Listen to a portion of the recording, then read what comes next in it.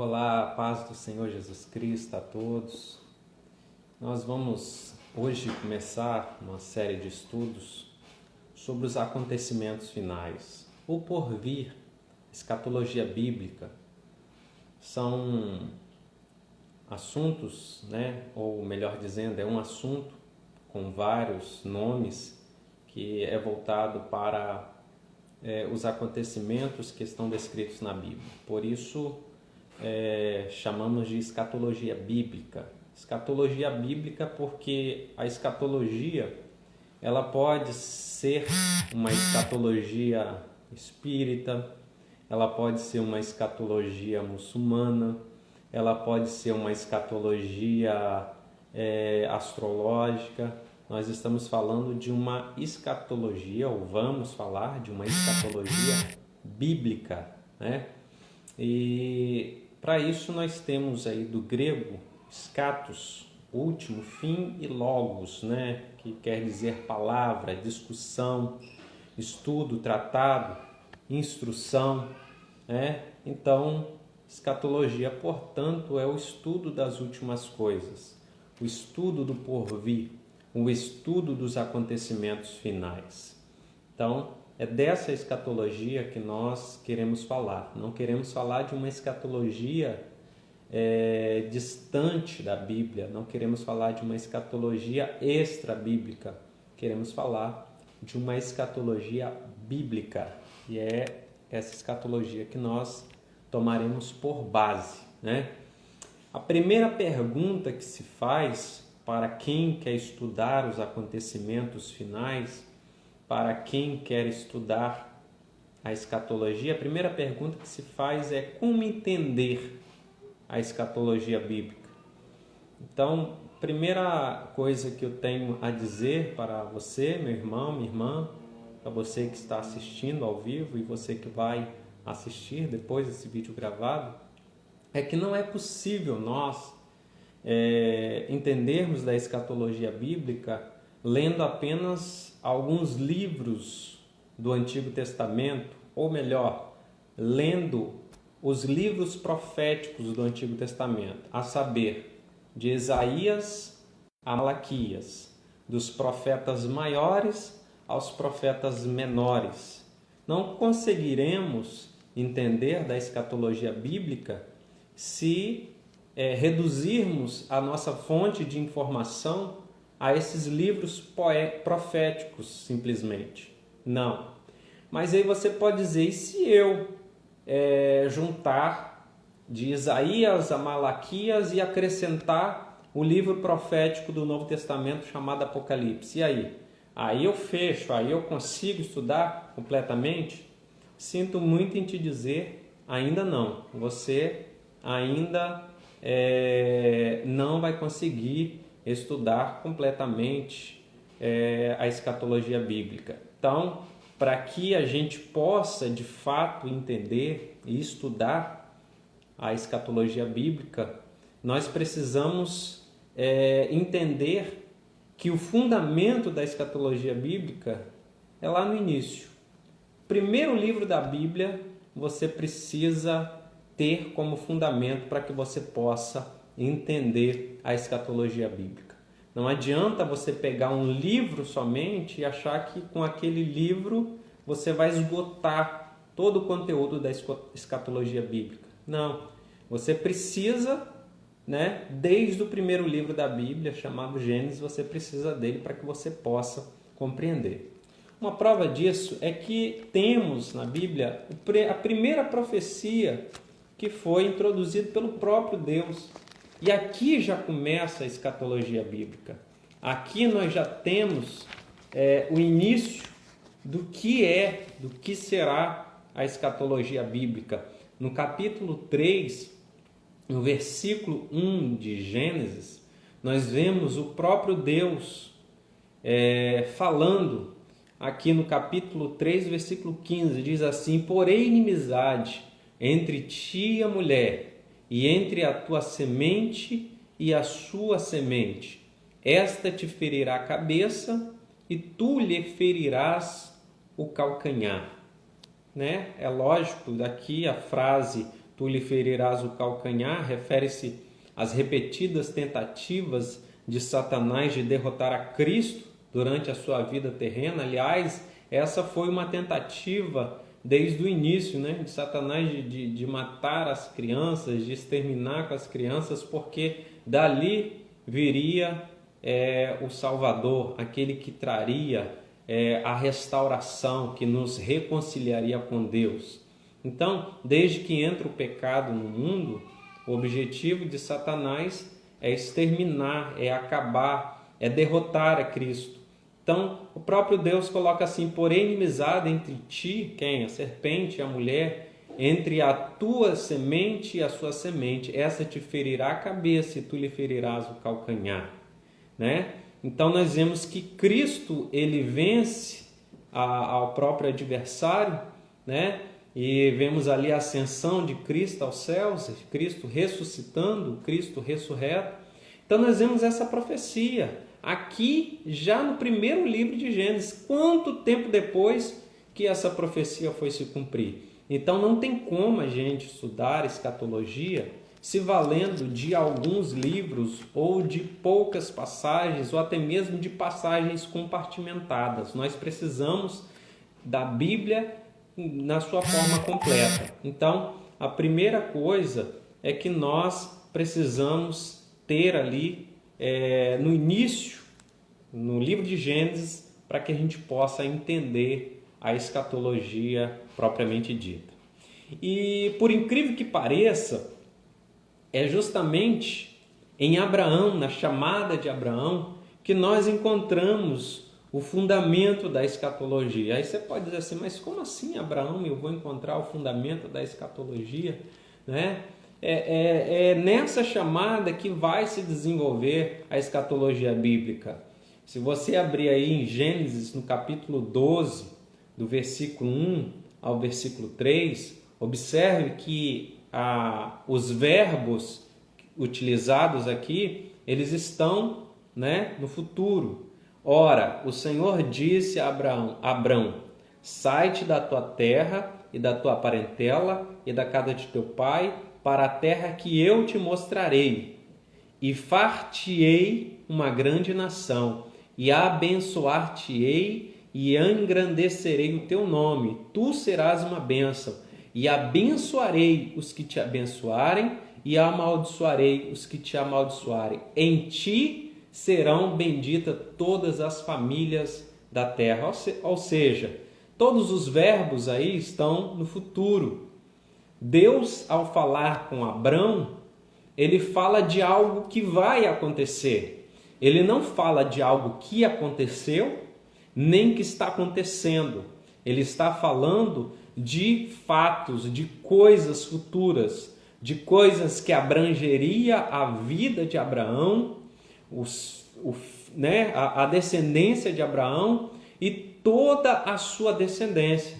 Então nós observamos que aqui é abrangente, aqui é algo futuro, não é algo do passado nem do presente, mas é algo do futuro. Você consegue imaginar se tudo isso, se nada disso, melhor dizendo, tivesse acontecido? Não falaríamos de Israel hoje, não falaríamos, de muitas coisas do povo judeu, não falaríamos de muitos relatos que nós lemos nas Escrituras Sagradas. Então, temos aqui o início. E isso aqui, o que é isso? Isso aqui é, na verdade, a revelação do futuro para Abraão. Então, se fosse já naquela época lançado um estudo escatológico, os compêndios, os livros da época iriam se basear na fala de Deus a Abraão, se é que eu estou conjecturando. Se fosse posteriormente a Abraão, já ali naquela época, iria se falar a escatologia acerca do que Deus falou a Abraão para que ele pudesse ali entender como seriam as cenas dos próximos capítulos. Então, a escatologia bíblica é nada mais, nada menos que a revelação do futuro.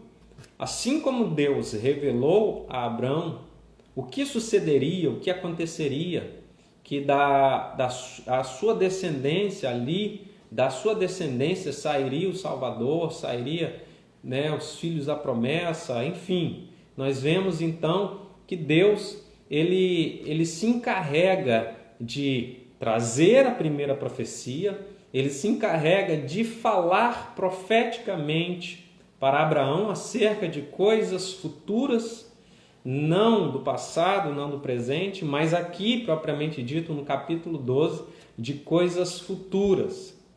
E para que essas coisas futuras pudessem ser faladas, era necessário que Abraão ele tivesse o quê? Fé. Então, a escatologia bíblica ela é escrita para aqueles que creem, que se apropriam da revelação do futuro, né? Então, Abraão ele se atreveu a confiar em Deus, porque nada daquilo seria se ele não confiasse plenamente na promessa de Deus.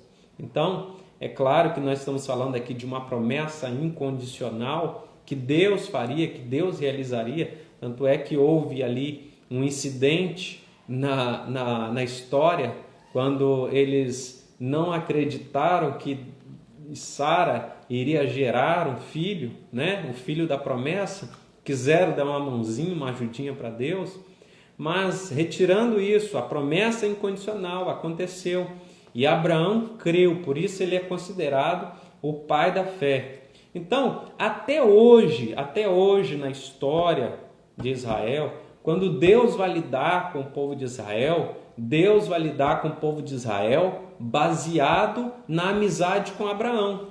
Baseado na amizade com Abraão. Se você for lá, o Salmo 104, versos 42, pode abrir aí, Salmo 104, verso 42, nós vamos ver o seguinte, 105, 42, diz assim: porque se lembrou da sua santa palavra e de Abraão, seu servo. Então nós vemos aqui, claro que o contexto anterior está falando do povo de Israel que foi retirado do Egito e que foi levado para, que alcançasse a terra da promessa. E em seguida vai dizer que Deus se lembrou da sua santa palavra e de Abraão, seu servo. Então, até hoje, Deus, quando vai lidar com o povo de Israel, ele lembra da amizade com Abraão, né? É baseado na amizade com Abraão.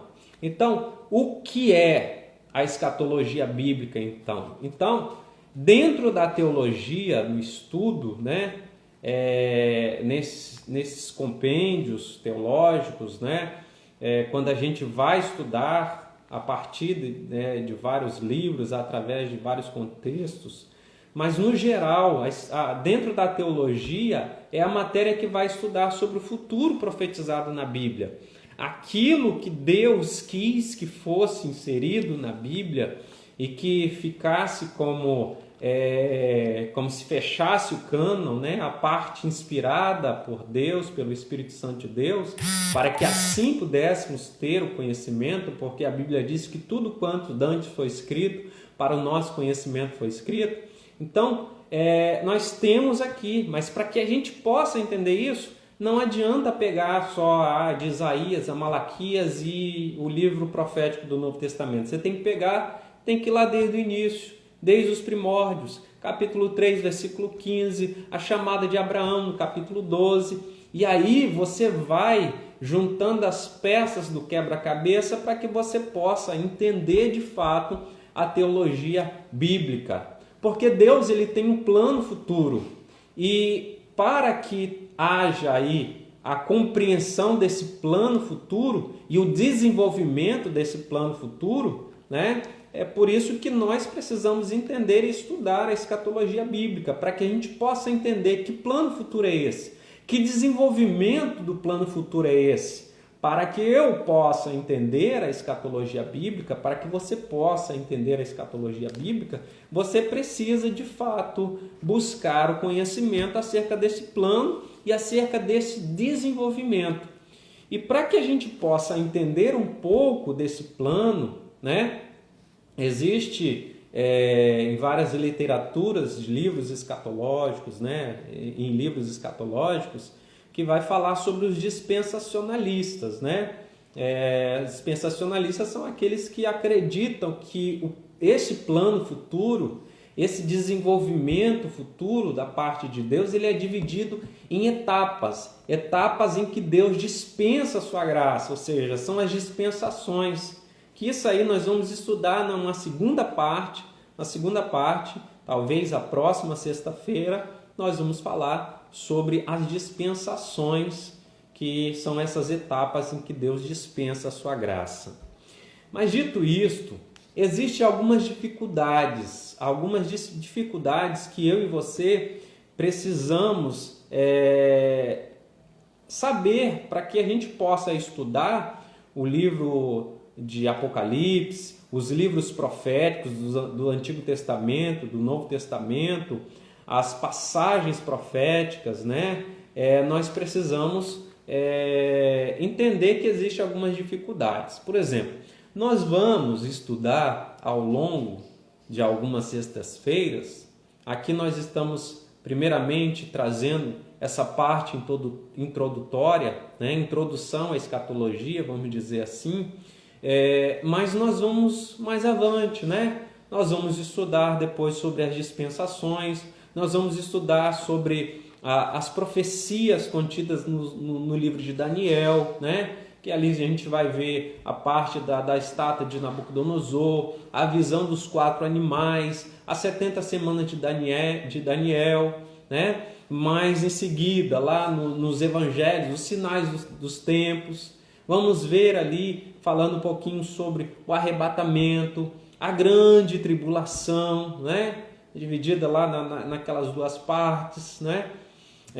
A volta triunfal de Cristo, milênio, o mundo invisível, as ressurreições, o juízo final. Então tudo isso, para que a gente possa entender, eu não posso aqui me atrever a já entrar em um assunto sem trazer essa parte, essa visão panorâmica, o que eu preciso para que eu possa compreender a escatologia bíblica, o que é a escatologia bíblica, quais são essas dificuldades. Então, algumas dificuldades são patentes para que um estudante da palavra ele possa compreender a escatologia bíblica. Ele precisa saber que para que ele possa compreender a escatologia bíblica, ele tem que se cientificar, procurar saber das coisas que aconteceram, né? Na Bíblia tem fatos que aconteceram, que são fatos históricos, né? Que vão contribuir para o estudante da escatologia, que vão contribuir para que este estudante da escatologia bíblica possa compreender os fatos. Então, a primeira dificuldade nós temos que nos cientificar das coisas que aconteceram para que nós possamos entender as coisas que virão. Se não for assim, eu vou ficar perdido. A pessoa vai lá diretamente a Apocalipse, com aquele livro recheado de linguagem simbólica, figurada, né? E aí ele quer entender, não estou entendendo que eu estou vendo um bicho com tanto de chifre, né? Ali está falando de uma besta fera, eu não sei o que é isso, né? Besta fera, ele até acrescenta, né? Mas é uma besta. Então, tem algumas dificuldades, e para que eu possa entender, eu tenho que me cientificar das coisas que aconteceram, para que eu possa entender as coisas que virão. Eu preciso começar pelo começo. Desculpe aqui a redundância, mas eu tenho que começar pelo começo, eu tenho que ir no início, eu tenho que, a partir de Gênesis, começar a fazer aquela leitura responsiva, aquela leitura por intermédio de concordância, por intermédio de dicionário bíblico, por intermédio de livros escatológicos, né? Então, todas as ferramentas possíveis, né? Primeiramente, o estudante da escatologia bíblica ele tem que ler a Bíblia toda, né? Essa é a primeira coisa que ele precisa fazer, ler a Bíblia toda, né? Porque se ele tem verdadeiramente uma sede em se cientificar das coisas que virão, ele vai procurar se cientificar das coisas que aconteceram.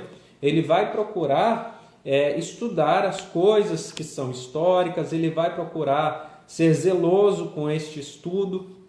Então ele vai investir, né? Ele vai investir neste estudo. Então, eu preciso me cientificar das coisas que aconteceram para que eu possa me certificar das coisas que virão. Eu tenho que começar pelo início, né? Começar pelo começo, né? Com perdão da redundância. Eu preciso não usar a Bíblia de forma compartimentada ou como amuleto. Deixa eu ver aqui, qual é a profecia bíblica que Deus tem para hoje? Pá! Aí vai lá e cai naquela parte, né? Em que muitas Bíblias têm uma parte branca. E aí? Ixi, Deus está em silêncio, né? Ou cai lá numa profecia que o camarada não entende o que é. Então, a Bíblia não foi feita para ser como amuleto. A Bíblia não foi feita para ser lida de forma compartimentada, de forma isolada. Ela tem um texto, ela tem um contexto e ela precisa ser estudada de forma respeitosa. Eu tenho que respeitar o texto e o texto vai falar por si mesmo. Nós temos que extrair do texto o que o texto está falando e não lançar dentro do texto aquilo que está na nossa mente, aquilo que é o nosso conceito. Então, eu não posso usar a Bíblia de forma compartimentada. Se eu quero entender a escatologia bíblica, eu não posso estudar a Bíblia de forma compartimentada. Eu vou ler só essa parte aqui de Isaías, né? Ou só essa parte aqui de Apocalipse, porque essas outras partes aqui eu não tenho interesse. Não, isso aí você está violando o texto, querendo que o texto fale só aquilo que lhe agrade. Mas você precisa estudar e respeitar todo o texto bíblico para que você possa compreender de fato a escatologia bíblica. Outra coisa, nós precisamos depender inteiramente do Espírito Santo, né? Essa dependência ela tem que ser 100%, né? Porque a Bíblia ela não pode ser entendida, ela não deve ser entendida carnalmente. Ela precisa ser entendida a partir do Espírito Santo de Deus, né?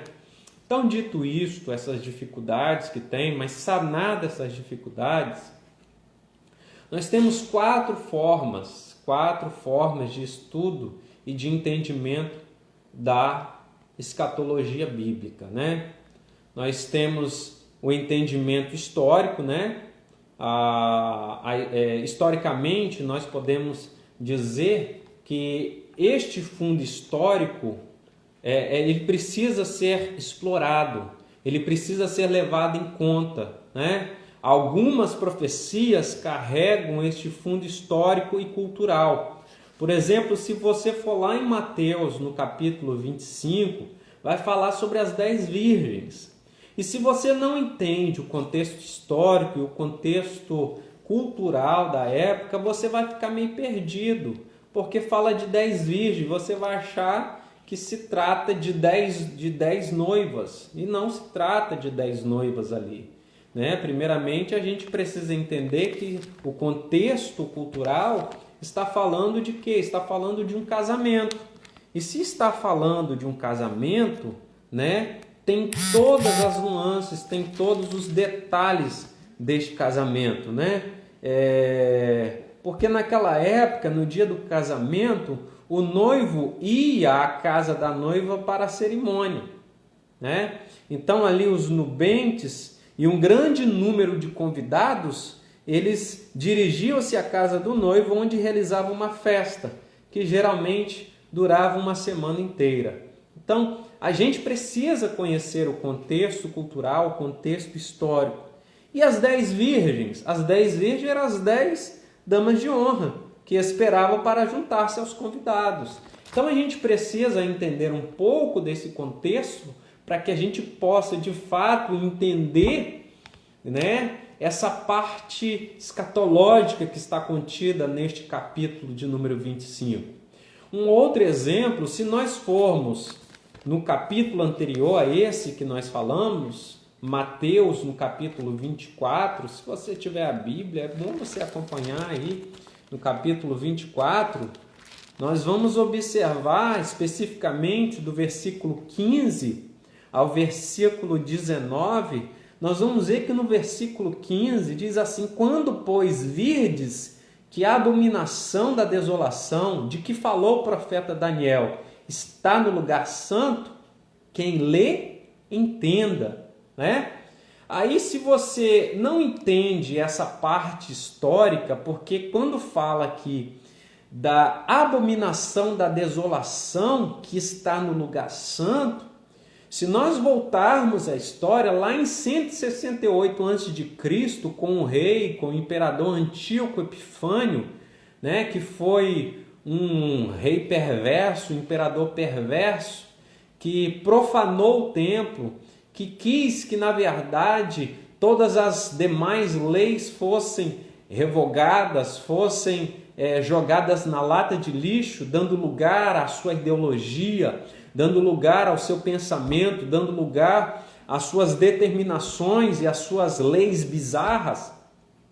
Em 168 a.C., ele determina que porcos que eram considerados, né, até hoje são considerados como os animais imundos pelos judeus, porcos fossem sacrificados, né, no altar sagrado do templo à divindade Zeus. Então nós vemos aí essa abominação da desolação no lugar santo, no conteúdo histórico, né?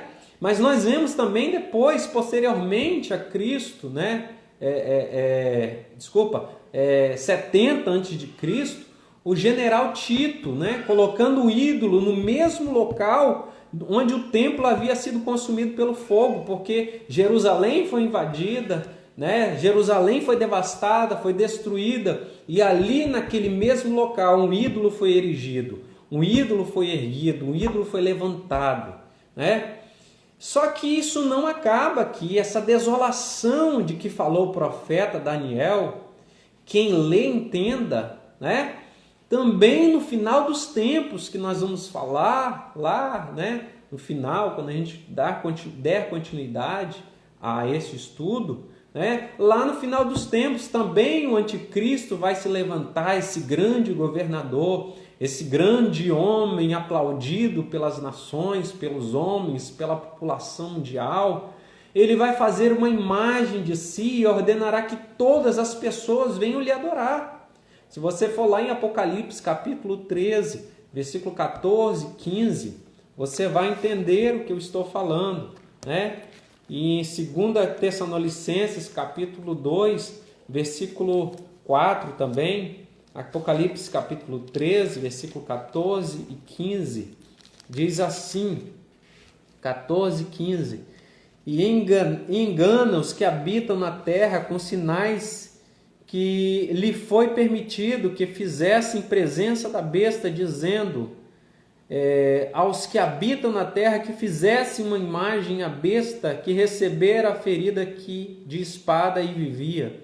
E foi-lhe concedido que desse espírito à imagem da besta, para que também a imagem da besta falasse e fizesse que fossem mortos todos os que não adorassem a imagem da besta. Ou seja, esta besta aqui, que vai ser levantada uma imagem, está falando desse grande líder mundial, está falando desse anticristo que ainda irá surgir. Então, é por isso que, para que eu possa ter o entendimento da escatologia bíblica, eu preciso entender o pano de fundo histórico, eu preciso levar em conta, né, essas profecias que possuem o pano de fundo histórico, o pano de fundo cultural. Mas não somente isso, né? Uma outra forma do estudo e do entendimento da escatologia bíblica, além da historicidade, além da parte histórica, eu também preciso entender a profecia, a escatologia bíblica também de forma literal. Como assim de forma literal? Da forma como está posto ali. Como entender a respeito do arrebatamento da igreja? Porque nós ouviremos ali, né, a trombeta, e aí os mortos ressuscitarão primeiro, depois nós, os que estivermos vivos, seremos arrebatados, no abrir e fechar de olhos. Isso não é figurado, isso não é histórico, isso é literal. Como está posto, como está ali. Como entender o reino milenial de Cristo?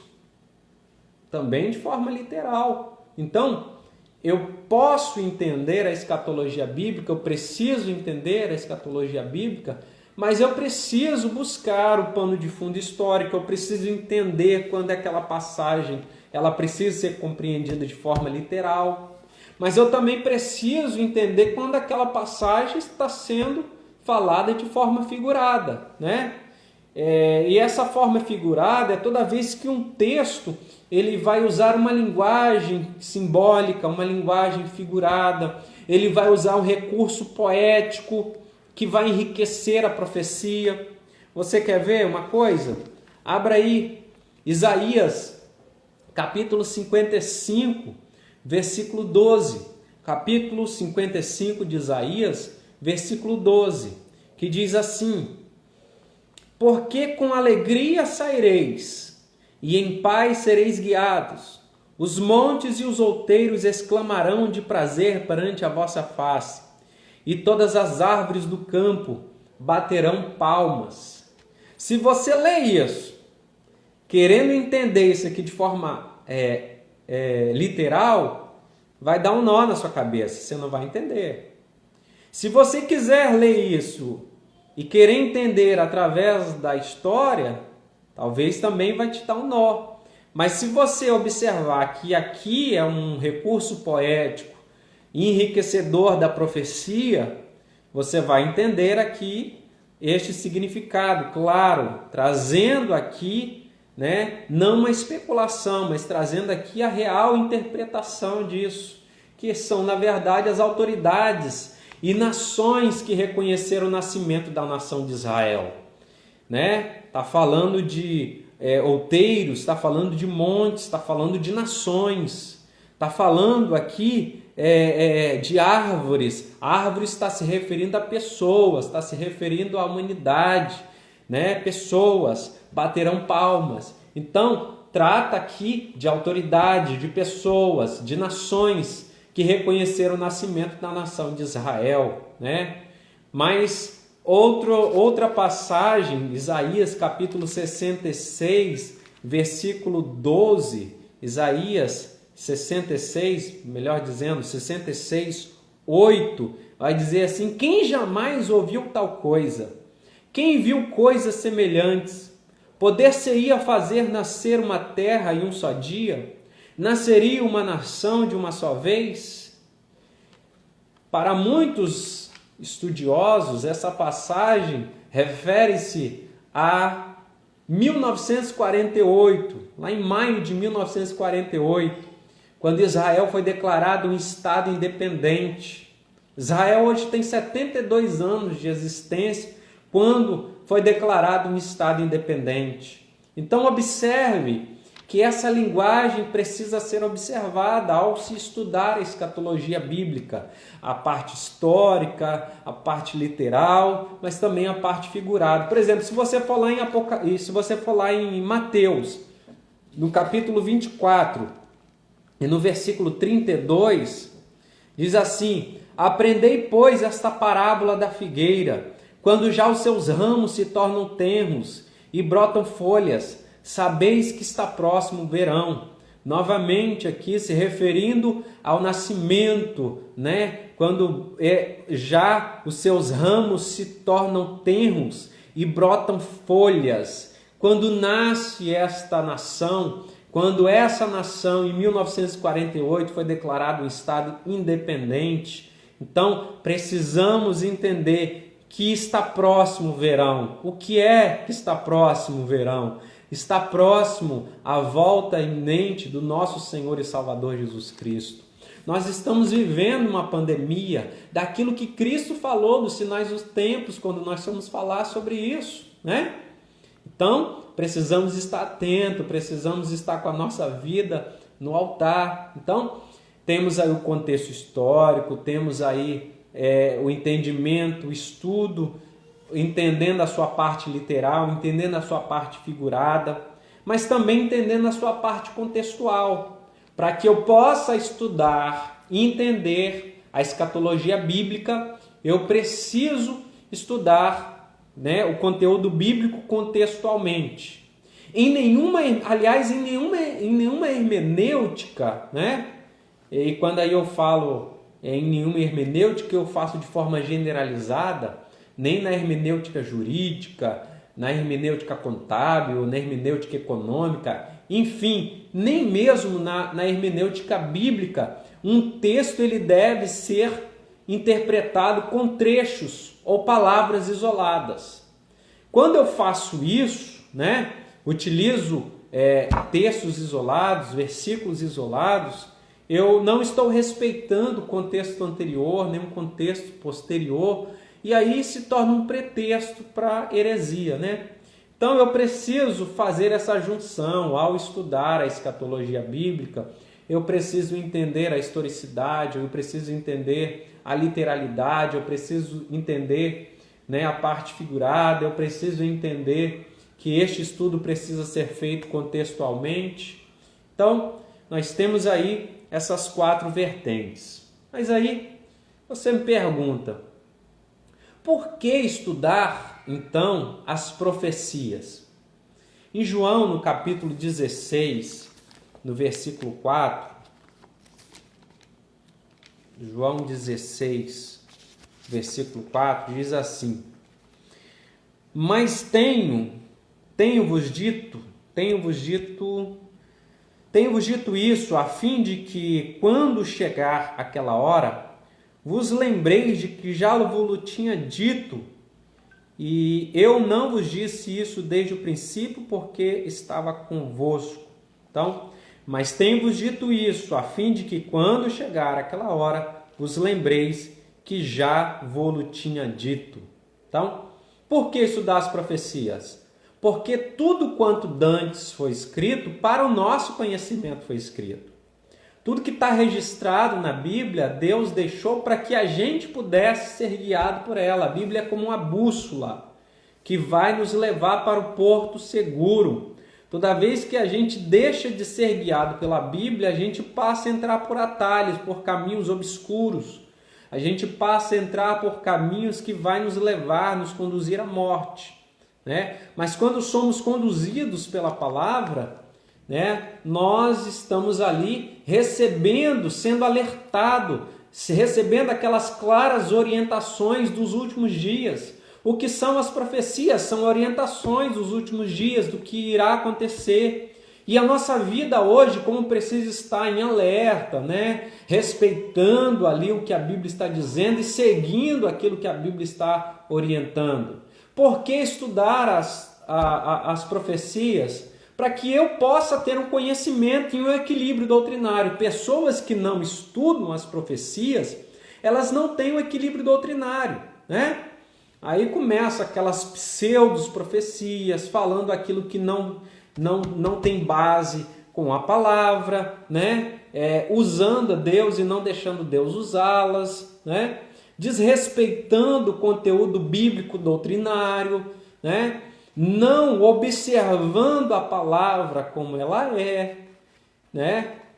Não purificando a sua Bíblia por intermédio deste conteúdo bíblico, porque o que a Bíblia diz, de que maneira purificará o jovem seu caminho? Observando segundo a tua palavra. Então eu preciso observar, eu preciso conhecer as profecias bíblicas para que eu possa alcançar esse equilíbrio doutrinário. Também para que eu possa cultivar uma vida pura diante de Deus, né? Olha o que 1 João, primeira porque se trata de carta, então está no feminino, né? 1 João, no capítulo 3, do versículo 1 ao 3, diz assim: Vede quão grande caridade nos tem concedido o Pai, que fôssemos chamados filhos de Deus. Por isso o mundo não nos conhece, porque não conhece a Ele. Amados, agora somos filhos de Deus e ainda não é manifesto o que havemos, olha o verbo no futuro, o que havemos de ser. Mas sabemos que quando Ele se manifestar, seremos semelhantes a Ele, porque o nosso corpo será revestido, a corruptibilidade dará lugar à incorruptibilidade, né? Nós teremos o nosso corpo transformados. Quando ele se manifestar da sua volta iminente, assim como ele é, também seremos. Assim como é, o veremos. Então, eu preciso estudar as profecias bíblicas, eu preciso cultivar uma vida de pureza diante de Deus, né? Eu preciso estudar as profecias bíblicas porque a igreja também, ela precisa de consolo, ela precisa de edificação. A igreja do Senhor, ela precisa disso. E olha o que Hebreus, no capítulo 10, no versículos 32 ao 39, vai dizer. Hebreus, capítulo 10, 32 ao 39, diz assim: Lembrai-vos, porém, dos dias passados, em que depois de serdes iluminados, olha aí, passado, eu busquei conhecer, né? E depois de ser iluminado, a fé vem pelo ouvir e ouvir pela palavra de Deus, fui iluminado, recebi ali a iluminação, suportastes grandes combates de aflições. Jesus disse, olha, no mundo tereis aflições, mas tende bom ânimo. Ou seja, Jesus nos incentiva, uma vez que Ele entra na nossa vida, a suportarmos as aflições. Em parte fostes feitos espetáculos, como vitupérios e tribulações, e em parte fostes participantes com os que assim foram tratados. Lembramos dos nossos irmãos na fé que assim foram tratados.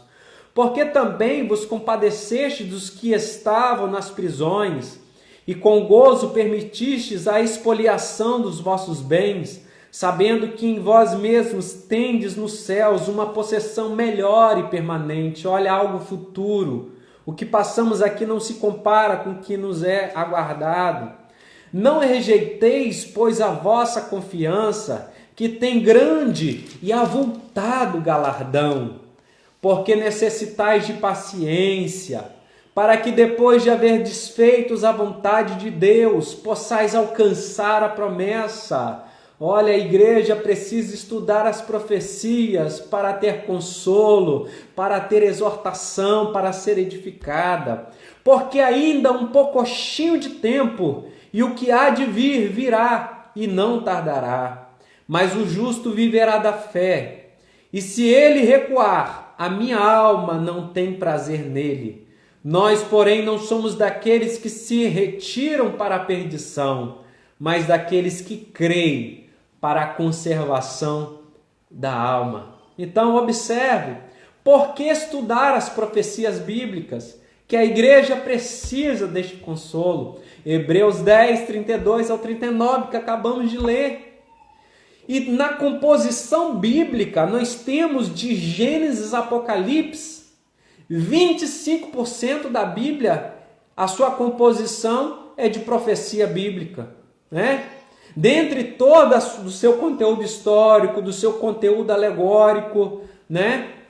Do seu conteúdo poético, nós temos 25% da Bíblia é de profecias bíblicas. Então, eu preciso estudar a profecia bíblica. Nós precisamos estudar a profecia bíblica, porque se é 25% da sua composição, eu preciso ter o conhecimento disso. Eu preciso saber sobre isso. Eu não posso tapar os olhos para isso. Mas convém esclarecer, meus irmãos, que ainda que eu venha estudar as profecias bíblicas, eu não vou conseguir esgotar os mistérios de Deus. Tem coisas que eu vou conseguir alcançar. Tem coisas que foi escrito e você vai conseguir alcançar. Se você for em Gênesis capítulo 3, versículo 15, você tem como entender que aquela é uma profecia a respeito, né, do embate, do combate entre Satanás e Cristo, em que Cristo ali venceu ao ressuscitar ao terceiro dia, que Satanás ali tentou atrapalhar. Se nós formos no capítulo 12 de Gênesis, nós vamos compreender, nós vamos aprender que a chamada de Abraão foi uma chamada futurista, uma chamada que dizia respeito às coisas que aconteceriam na sua família, na sua descendência e também de todas as famílias da terra. Então, para que eu possa entender, eu vou entender a parte que Deus quis que eu entendesse, que está escrito. Se você for lá em Deuteronômio capítulo 29, que eu gosto sempre de falar sobre ela, você vai ver que as coisas que foram reveladas pertencem a mim e a você. A escatologia bíblica, ela foi revelada? Foi. 25% da Bíblia é de profecia bíblica? Sim.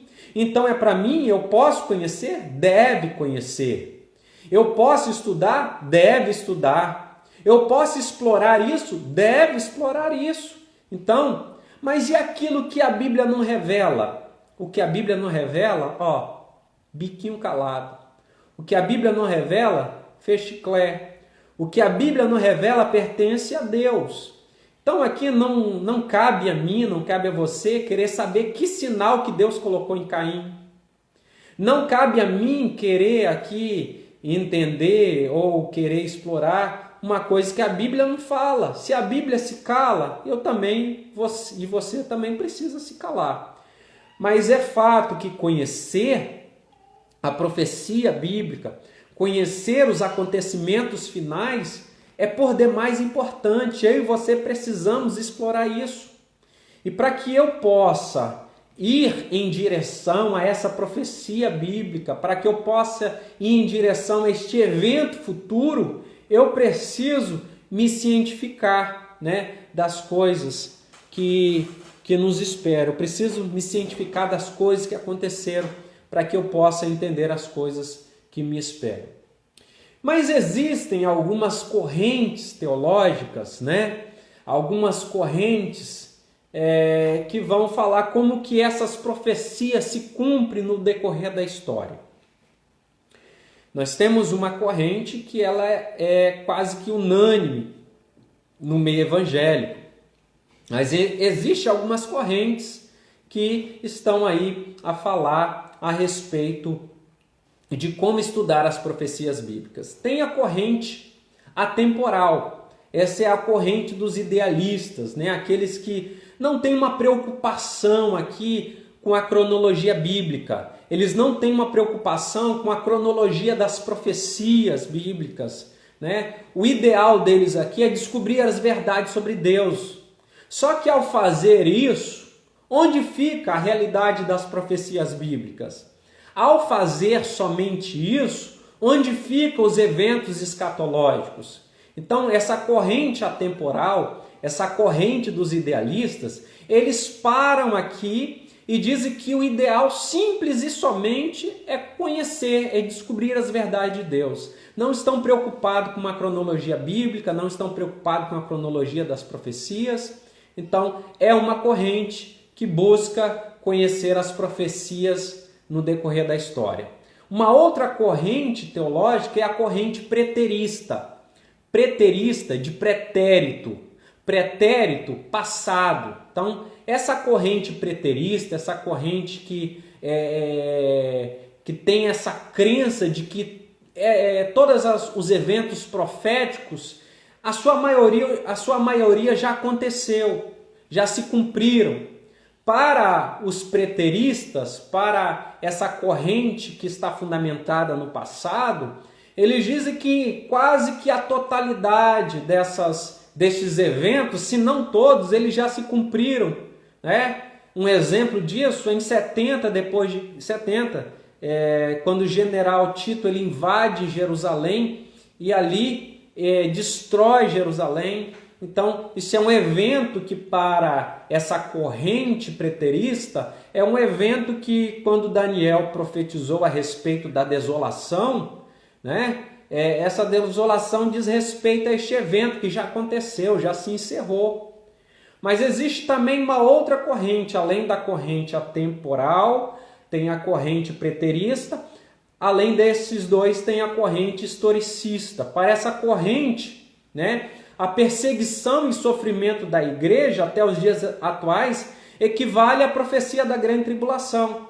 Para essa corrente teológica, do surgimento da igreja até os dias atuais, diz respeito à grande tribulação a qual a palavra está falando. É a corrente historicista, ou seja, é a corrente do presente.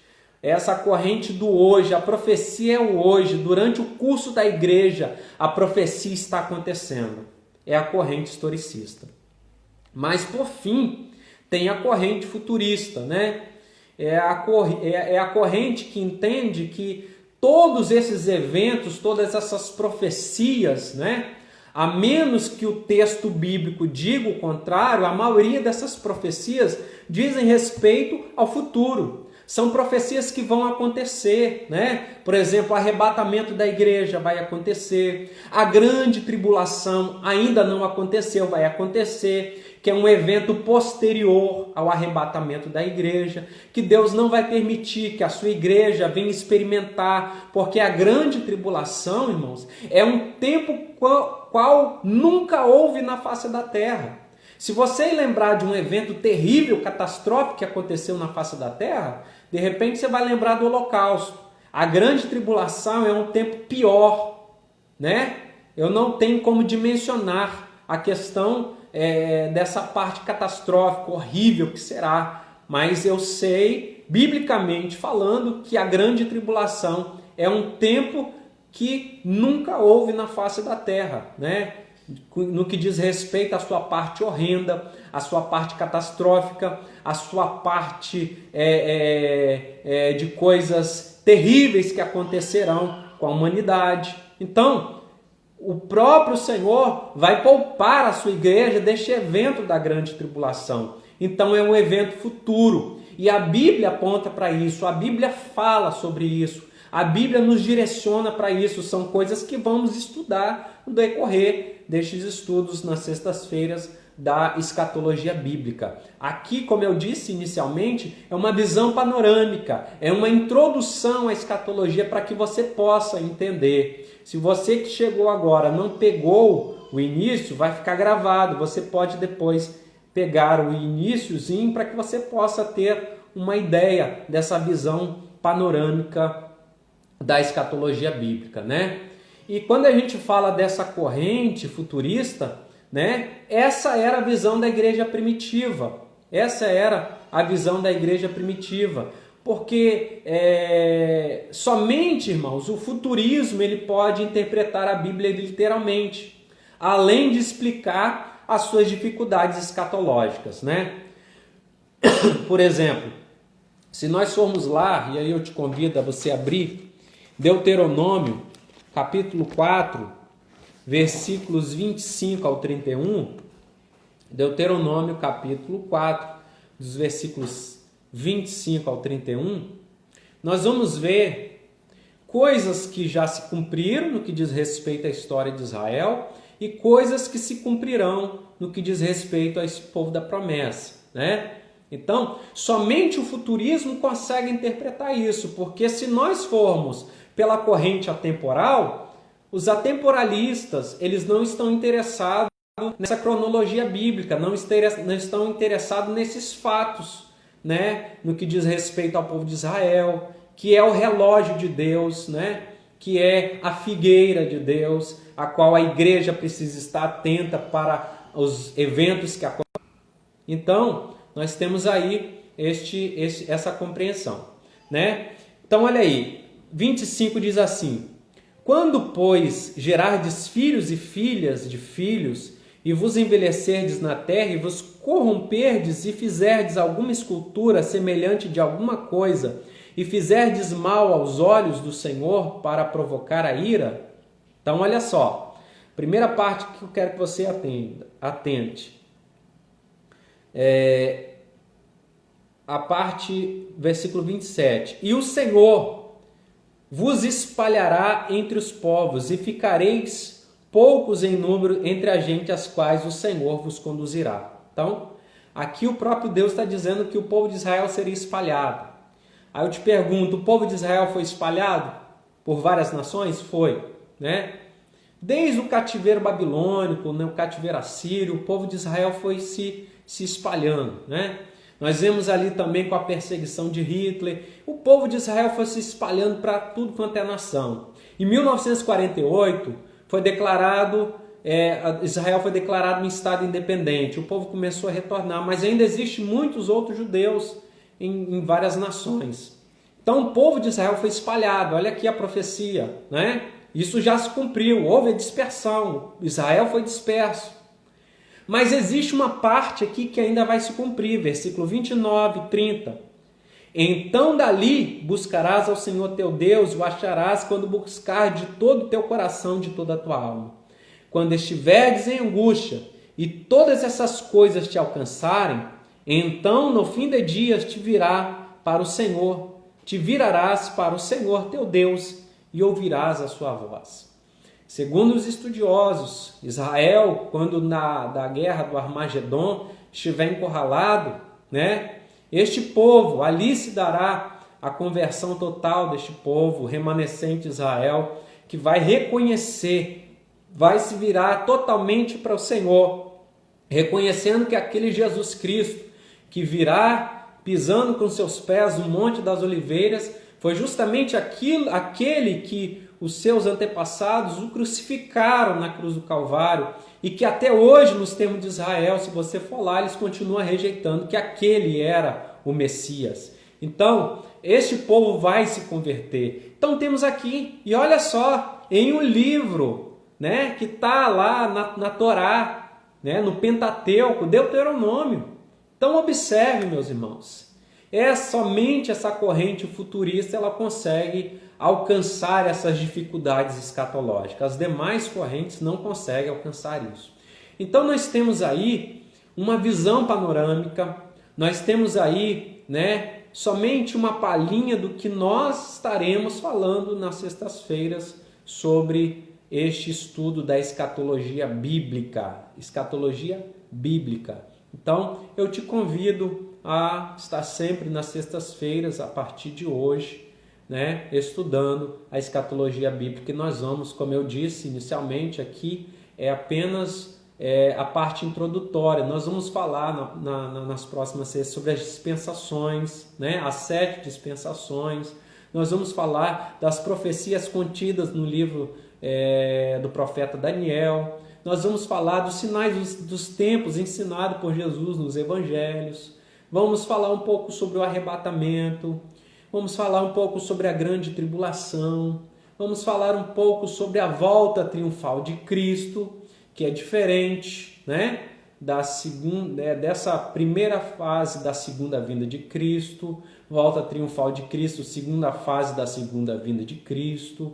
Vamos falar sobre o milênio, o mundo invisível, enfim, né, tudo aquilo que nós precisamos como servos de Deus, como evangélicos, precisamos entender sobre a escatologia bíblica, sobre estes eventos escatológicos, essas profecias que se cumprem na história. Então, eu te agradeço, né, por ter participado até aqui.